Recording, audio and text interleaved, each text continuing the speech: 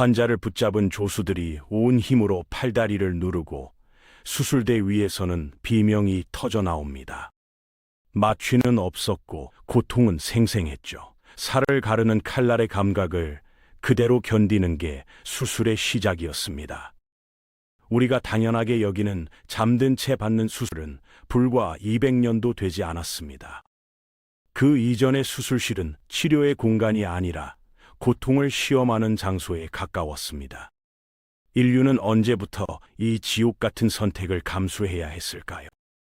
기원전 1700년대 메소포타미아를 통치하던 함무라비는 의료 행위를 법으로 규정했습니다. 돌에 새겨진 법전에는 백내장 수술과 보수 기준이 적혀 있었죠. 청동칼로 혼탁해진 수정체를 밀어내는 위험한 방식이었는데 귀족을 치료하면 은 10세, 평민은 5세케를 받았습니다. 성공만 한다면 큰 돈을 버는 기술이었습니다.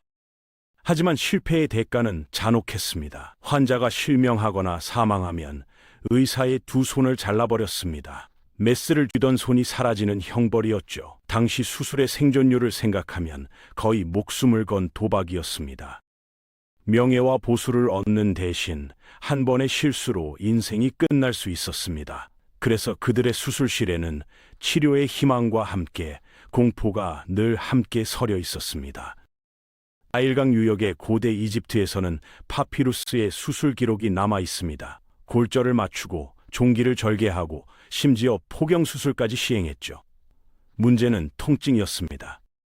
그래서 아편을 갈아 술에 타먹이거나 아이의 목을 잠시 눌러 기절시키는 위험한 방법까지 동원했습니다. 고통을 줄이려다 생명을 잃을 수도 있었던 겁니다.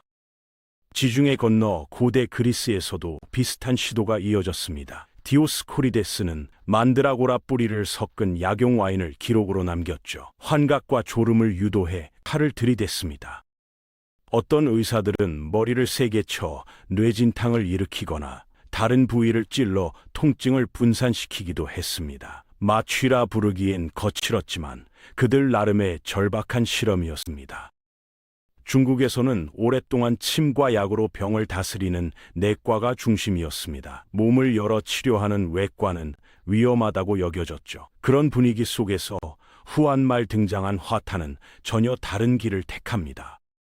그는 환자에게 마비산이라 불린 약을 먹여 의식을 흐리게 한 뒤 배를 가르고 꿰맸다고 전해집니다. 기록대로라면 당시로선 상상하기 힘든 전신 마취에 가까웠습니다. 하지만 그의 기술은 오래 이어지지 못했습니다. 권력자 조조의 분노를 사청되면서 처방과 노하우도 함께 사라졌다는 이야기가 남아있죠. 그래서 마비산이 실제로 어떤 약이었는지, 정말 개복 수술이 가능했는지는 지금도 논쟁거리입니다. 다만 한 가지는 분명합니다. 고통을 줄이려는 시도는 동서양을 가리지 않고 계속됐다는 사실입니다. 로마 제국 이후 유럽 의학은 오랫동안 제자리 걸음을 했습니다. 갈레노스의 이론이 거의 교리처럼 받아들여졌고 해부는 금기에 가까웠죠. 병은 4가지 체액의 불균형 때문이라는 설명이 반복됐고 수술은 이발사 겸 외과의 손에 맡겨졌습니다. 피를 빼고 상처를 꿰매는 수준에서 크게 벗어나지 못했습니다. 반면 이슬람 세계에서는 다른 흐름이 이어졌습니다. 페르시아의 이븐 시나는 방대한 의학 지식을 집대성해 의학 전범을 남겼습니다. 해부학, 약물학, 전염병 개념까지 체계적으로 정리했죠.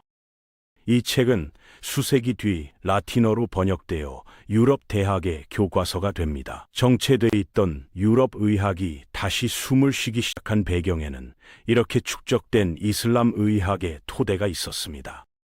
르네상스가 열리며 인체 해부가 다시 허용됐고 의사들은 근육과 혈관을 직접 확인하기 시작했습니다. 하지만 수술실의 공기는 달라지지 않았습니다. 마취가 없으니 환자는 비명을 지르며 몸부림쳤죠.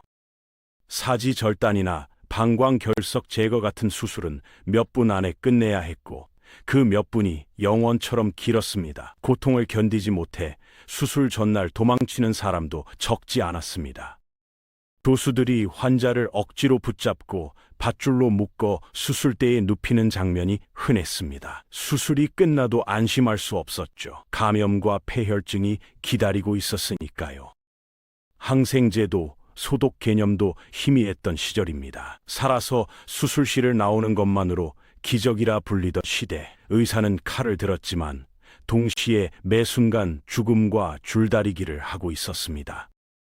마취제가 없던 시절, 수술의 성패는 칼솜씨보다 환자를 얼마나 단단히 붙잡느냐에 달려 있었습니다. 의사들은 수술 전 환자의 팔다리를 밧줄로 묶고 건장한 조수 여러 명을 불러 몸 위에 올라타듯 눌렀습니다. 비명이 커질수록 힘도 더 세졌죠. 몸부림이 심해지면 칼날이 빗나가 치명상을 남길 수 있었기 때문입니다.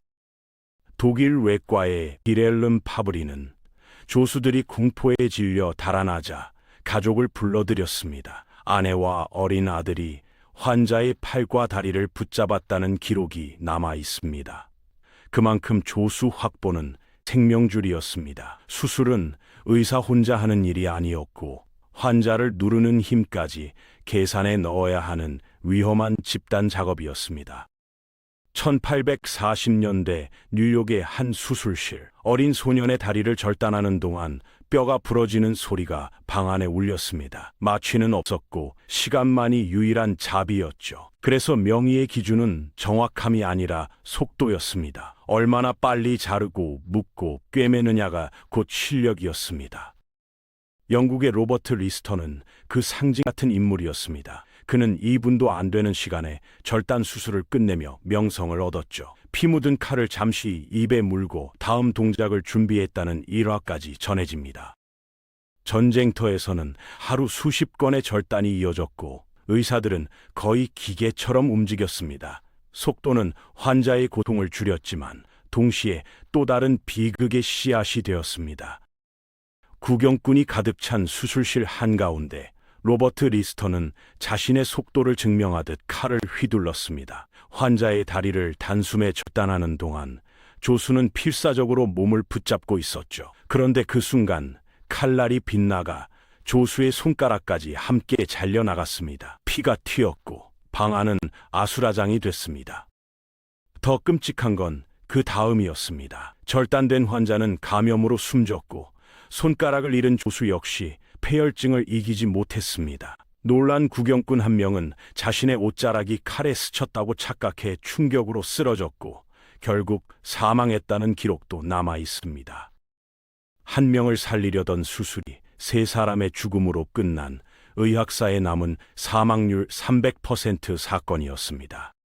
속도가 미덕이 되자 진단은 점점 짧아졌습니다. 환자의 통증 원인을 충분히 살피기보다 일단 자르고 보자는 분위기가 퍼졌죠. 절단은 가장 빠르고 확실한 선택이었으니까요. 하지만 그 선택 뒤에는 돌이킬 수 없는 오판이 숨어 있었습니다. 종양으로 보였던 혹이 사실은 동맥류였고 염증으로 여긴 부위가 다른 장기의 문제였던 경우도 있었습니다.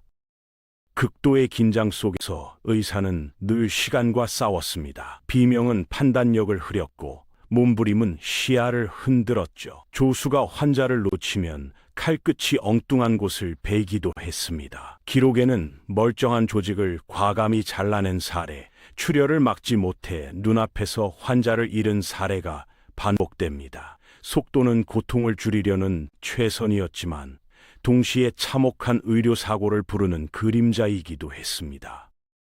19세기 중반 수술실의 공기를 바꾼 건 뜻밖의 기체였습니다. 사람들을 웃게 만든다 해서 웃음가스라 불리던 아산화질소가 통증을 둔화시킨다는 사실이 알려졌죠. 이어 에테르 마취가 공개 시연되면서 환자는 처음으로 수술대 위에서 잠들 수 있게 됩니다. 비명이 멈춘 순간이었습니다. 곧이어 클로로포름까지 도입되며 마취 기술은 빠르게 정교해졌습니다. 의사는 더 이상 속도에만 매달릴 필요가 없었고 차분히 혈관을 찾고 상처를 봉합할 수 있었죠. 마취의 등장은 단순히 고통을 없앤 사건이 아니었습니다. 외과를 도박에서 과학으로 바꿔놓은 결정적 전환점이었습니다. 오늘 우리가 병원 문을 열며 느끼는 안도감은 사실 수많은 비명 위에 세워진 결과입니다. 마취도 소독도 없던 시절, 사람들은 살기 위해 고통을 감수해야 했습니다. 어떤 이는 수술대에서 숨을 거뒀고 어떤 의사는 실수의 대가로 자신의 손을 잃었죠. 그 잔혹한 시행착오가 쌓여 지금의 안전한 시스템이 완성됐습니다. 의학의 역사는 냉혹하지만 분명한 메시지를 남깁니다. 고통을 외면하지 않았기에 여기까지 왔다는 사실입니다. 우리는 더 이상 묶인 채 칼을 기다리지 않아도 됩니다. 대신 그 시대를 기억해야 합니다. 당연하게 여기는 이 평온이 누군가의 절박한 도전 끝에 얻어진 결실이라는 걸 말입니다. 여기까지 오늘 준비한 영상은 끝났습니다. 다음 시간에 다른 영상으로 찾아뵙겠습니다. 감사합니다.